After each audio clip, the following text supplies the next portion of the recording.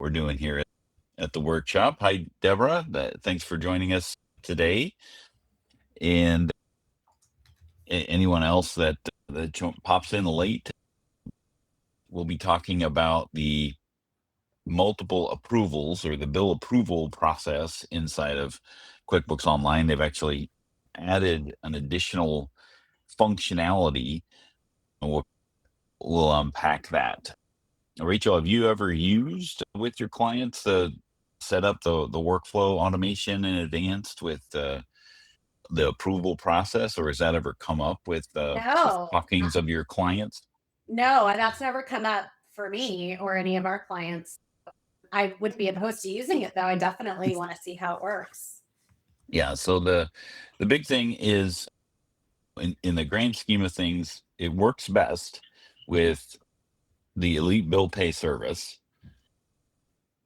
It's not required to use that, but definitely with QuickBooks Online Advanced, right? Because that's one of the key functions or key feature sets with QuickBooks Online Advanced is the workflow automation.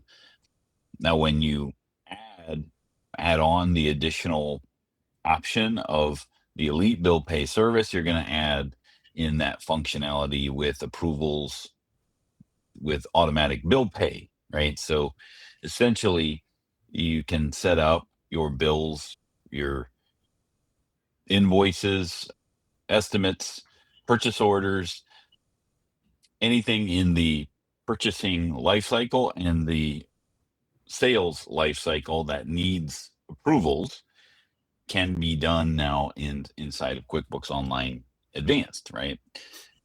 In the really cool. past, You're making progress. I like that a lot. now in the past, you had a sequential approval process. So let me share my screen again. Hopefully it doesn't start playing the video because we've heard that enough. And let's see here. All right. Window. I have too many windows open, and let's see. Oh, gosh, I have too many things. I should have closed my my extra tabs here so I know which one it is. Let's see here. Not that one. Not Claude. Not this. Not Finder Windows. Okay. Fine. All right. We're just going to do the entire screen. I really. Okay. So that we don't want that. Move that out of the way. Is this too big? No, I can barely see it. Okay. Is the screen or what I'm sharing too big? Because situated myself at Teresa's workstation, which has this 36-inch monitor. Yeah, it would be better if we could actually see that flow chart through. Yeah, let me stop sharing. Let me throw it over here, and I'll switch things around here. Stop. Where'd you go? Oh my goodness. Stop. Not there. Okay. I'll move this over here. Make it bigger. Share again. This way over here. All right. I'm sharing it again, but definitely better. Definitely better. Okay. Yeah. And I should be able to zoom in. There we go. Yeah, there we go. Okay.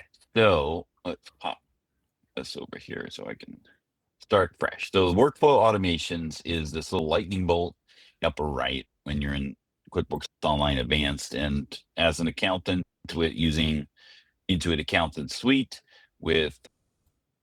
that's going to have these full automations as part of your firm practice as well. So you click on that little lightning bolt here in the global search up at the top, and that brings up these templates that are already pre-built and your workflows. Just add, I know that we're looking at this in QBO, but I use a lot of their apps as well, and every app worth its weight at this point has automations. And if it doesn't, then they're in big trouble. So these are so important. And the fact that QBO now has these and it has them quite advanced that I can see, this is not only is it incredible, this means that they really are keeping up with some of these other advanced tools that are out there. I'm quite impressed. Yeah, and when this first originally came out, I believe in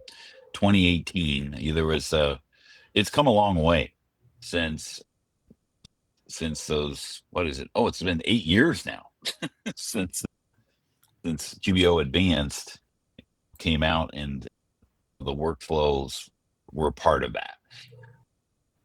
So the pre-built templates that were in there were very slim pickings, right? Yeah, they were pretty. I think a lot of them were limited to notifications and things like that, not necessarily doing things.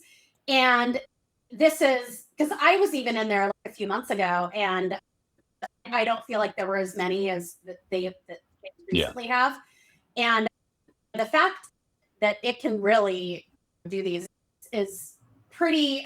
There, you can tell they're stepping up their game. Yes, and you can see, so by the drop down, when you create your own workflow automation, you're going to have the record or the transaction type that you can create workflow automations around. And depending on the transaction type is going to determine what that action is able to do, right? So if you're familiar with using Zapier, right, you've got this trigger, some kind of action that's going to trigger a response, and then you're able to build the action that's taken from that triggering event, right? In this case, when we're talking about approvals, you're going to see this little icon here for approvals based off of the transaction type that you choose, right? So when I choose the different between invoice and bill, you can see the actions that are able to be, that QuickBooks is able to automate is different based on the transaction type. Yeah. So looking for approvals, right? Bill payment does have an approval with, as long as they're using bill pay, the QuickBooks bill pay service has an option for approvals. Estimates has an option for approvals. Purchase orders has an option for approvals. But as soon as we get into things like statements, we only have the action, scheduled actions, or report, we have a scheduled action, right? So looking at let me close out of this real quick here.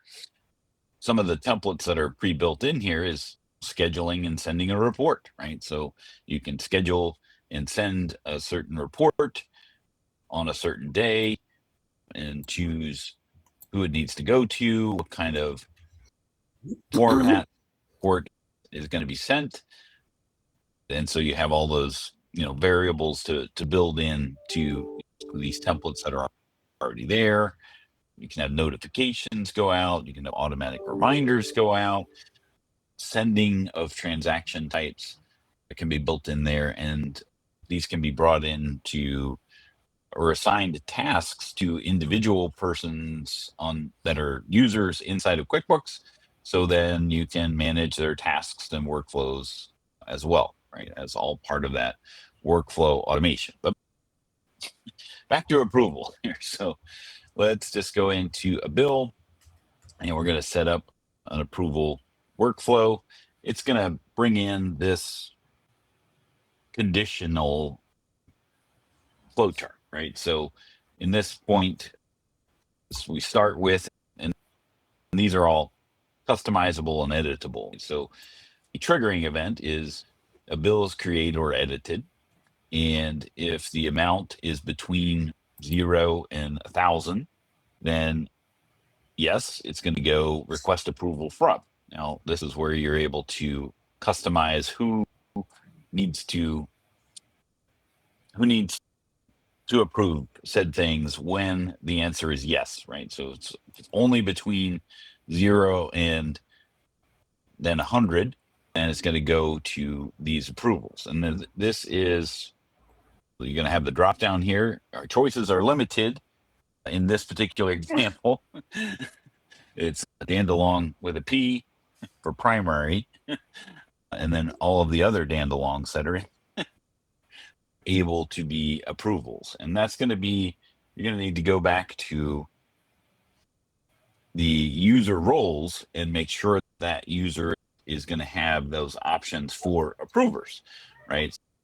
All company admins should have that, or you can choose bill approvals. We'll have those by default. Any other customized role that you've created, you just want to make sure that approver checkbox is there for that individual. Otherwise, you won't see them in this dropdown, right? So if I'm going to choose the Dandalong P, now if I choose another person, another Dandalong, right? This is the sequential approval, meaning that it's going to go to the first person first, or it's going to go and then once that person approves said bill at this point, then it's going to immediately go to the next person, right? And it's going to notify them by task, or you can choose also email for that approval option. Now, it won't go to the second one until the first one has completed. Exactly. Okay. Now, this is new. This drop down just to the right of that, because you can choose anyone approves, right? You can have up to 7 approvers in a block, right? So in any one block, you can have up to 7 individual approvers. Now, if it has to go to one person before it goes to the next person, then what happens when that person is not around on Right. vacation or something like that? So that's where this concept of parallel approvals, meaning that anyone, Deborah, if you could mute yourself there, I think there's some background noise on your microphone. But if you choose this, anyone approves, then anyone in that grouping can approve it, and then before it goes to the next sequential.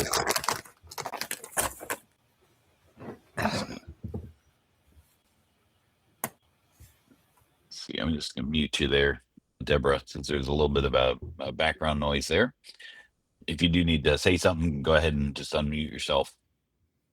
But if you choose this, anyone approves, anyone who is in that anyone approves, they're now part of the approval group, so that anyone can basically speak for those users, and they qualify as the approval before it goes to the next sequential. So you can have a mixture of a group, of an approval group. So anyone in that anyone approves approver group can qualify for that before it goes to the next one if you need a sequential approval. Now, in this particular, trying to zoom out, there we go. So in this, if the bill amount in this case is between 1,001 and 5,000, then it's going to go into this bill approval. Oh, let me save it there. Oops, I got to choose anyone before I hit save. Then I go into this condition. So this being where the amount is between 1,001 and 5,000, then we need to request approval from this group, right? So this is conditional approvals as opposed to sequential approvals or parallel approvals.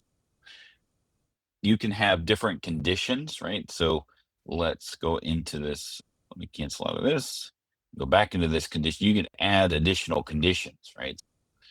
If it is a particular vendor that you want that condition to be met, or if it's a business or terms, or if it was last modified by, or it has products or services. So there's all sorts of different conditions that you can build into these approval workflows. but you're able now to make them sequential or parallel to be able to have those approvals. Now, that was a lot of information. Do I need to recover or retrace anything, Rachel? Did I cover it? No, but remind me, this is just an advance, right? Correct. Okay. Yes. This workflow is only in advanced, or if they have elite payroll.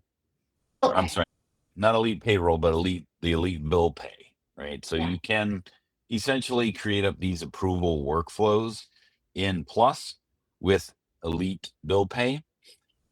However, this gets pretty complicated or complex when you have multiple bill pay options here, and a bill approver, excuse me, a bill approver and a bill clerk and a bill AP entry. Those are roles that are going to be added when you add on the elite bill pay service, but Plus is going to be limited to 5. If you have these multiple approval or complex approval workflows, you might as well just go up to advanced, because one, it's going to include the elite bill pay service, and it's also going to give you 25 users to work with.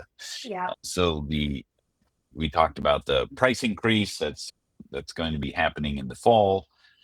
Advanced is going to go up to, I think it's increasing $65 a month, but being that elite bill pay is going to be included, and they've cut that in half to $45, so that really softens the blow. And you think about the fact that so many people are using different solutions for a lot of these different things, and they're really trying to consolidate these things under one single umbrella, so that way you're paying a little bit more. Potentially you could be saving if you were spending extra on all these other apps. Really going to have sorry, one more thing. I think for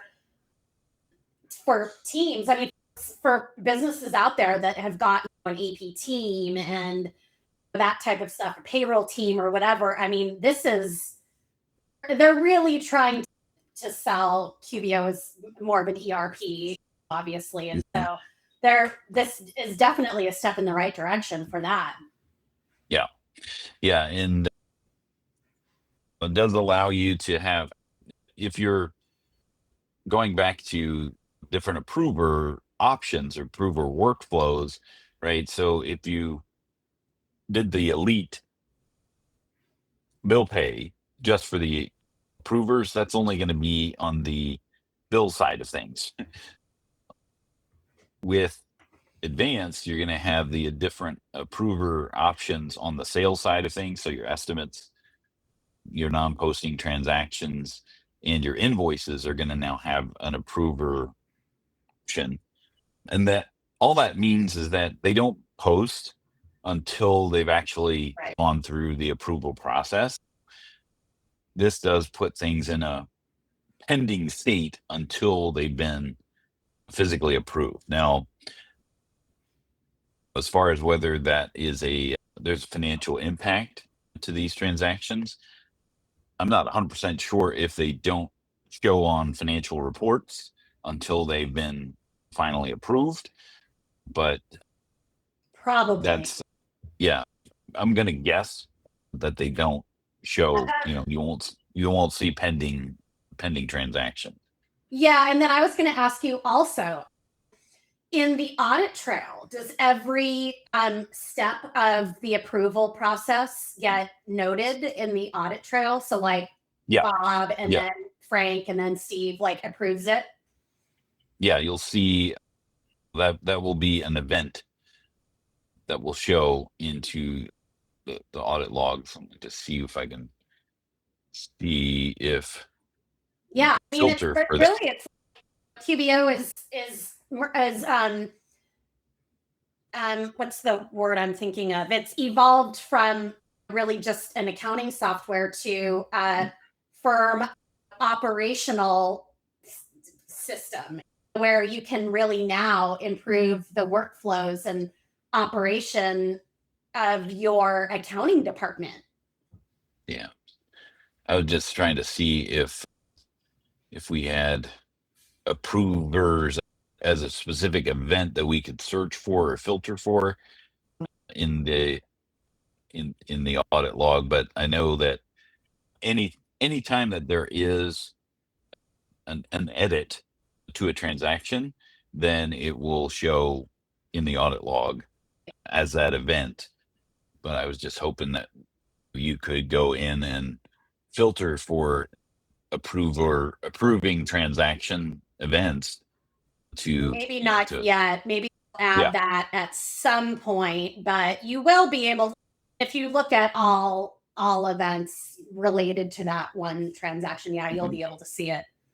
yeah yeah But yeah, that's really important because I'm just thinking if somebody says, I never approved that. Yeah, you did.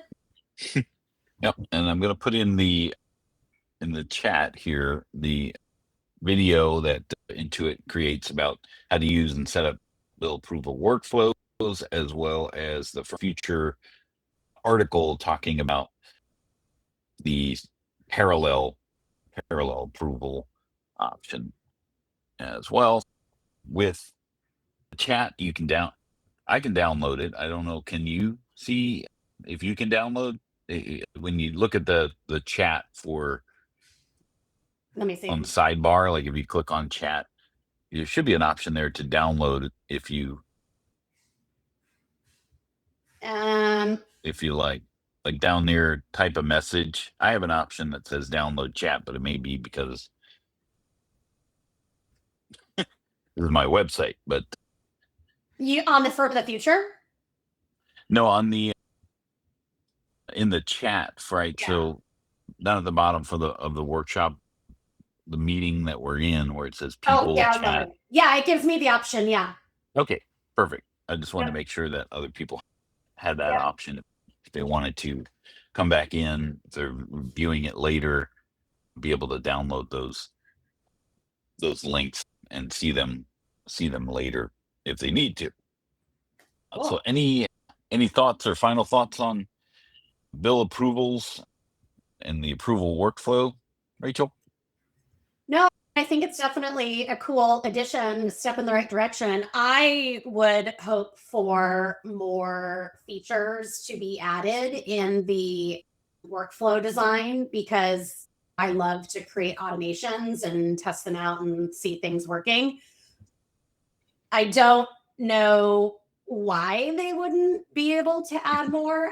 I know that's always a silly question to ask because then they're probably on their end going, you don't know how hard it is, and blah blah blah. Where I'm like, can't you just flip a switch? But I'm just saying it from a point of view of looking at different products.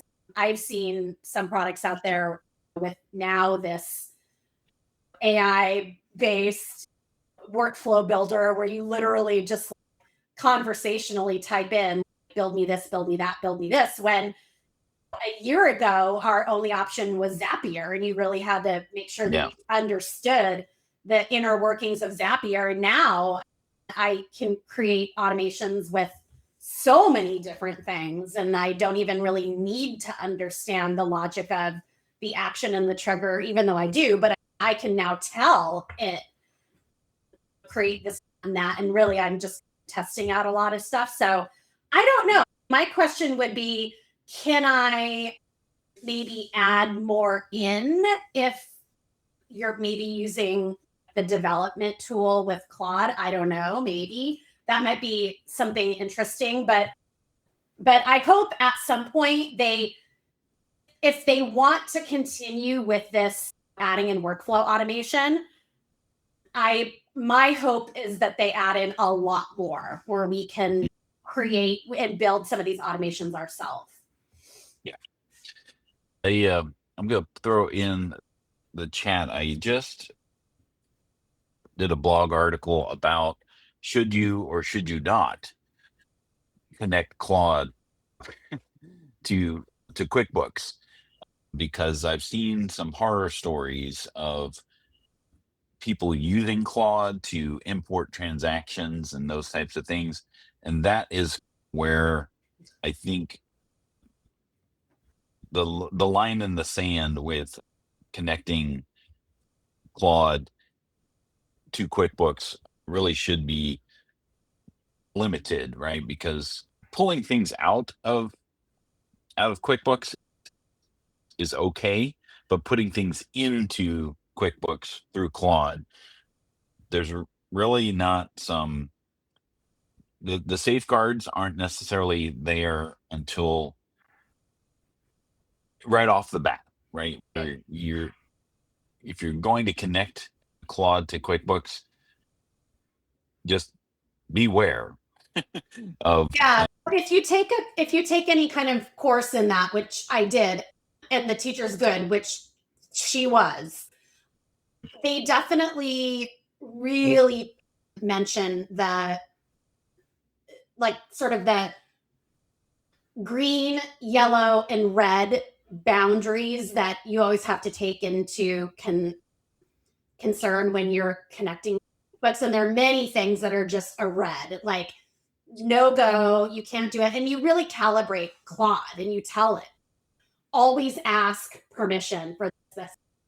There are certain things, just numbers that you can look at, but anything else really needs to be obscured. So yeah. There's a whole cottage industry regarding safety when it comes to that kind of thing. I was really referring more to the co-work ability of Claude in that it's doing a function, not even necessarily looking at data, but saying with this, do that. When it sees this, do that kind of thing. But I don't even know if QuickBooks will even allow something like that. Probably not, and that's probably for the best. Yeah, it's my understanding that it doesn't necessarily, Claude isn't going to be actively monitoring stuff that happens, right? No, so, it doesn't, and Claude won't really do that for anything. You have to give it the information. You have to say, pull this, then you can scan this. If you then find whatever it is, like you can build a skill, look for this, and then if you see this, then do that. So it's really, you've got to pull the information first and then do it. Claude really does not function like an automation tool. It's going to look at and then do. Yeah, good point. And we're going to have in a couple weeks, so the next couple sessions that we're going to have is really unpacking. You alluded to, hey, QuickBooks Online is turning into an ERP, and that's the direction that they're going with the customer hub, with regards to being incorporating some of the CRM functions of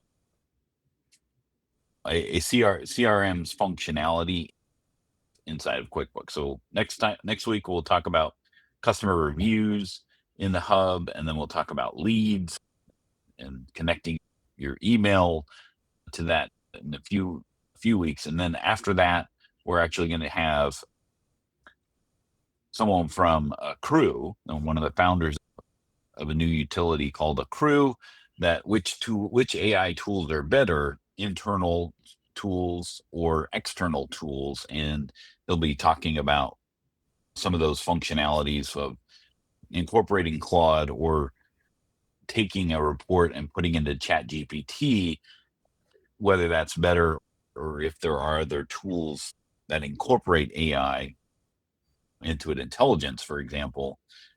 Is that going to have a better option or functionality inside of purpose-built AI tools as opposed to a general AI tool like Claude? Oh, good, because that's right in my wheelhouse. I have been doing this for weeks and weeks now at this point. Which, by the way, in the AI world is,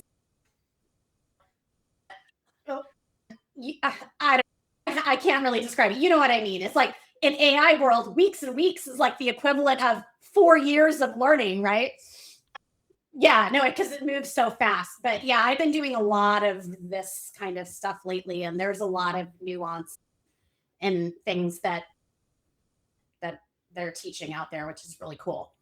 Yeah.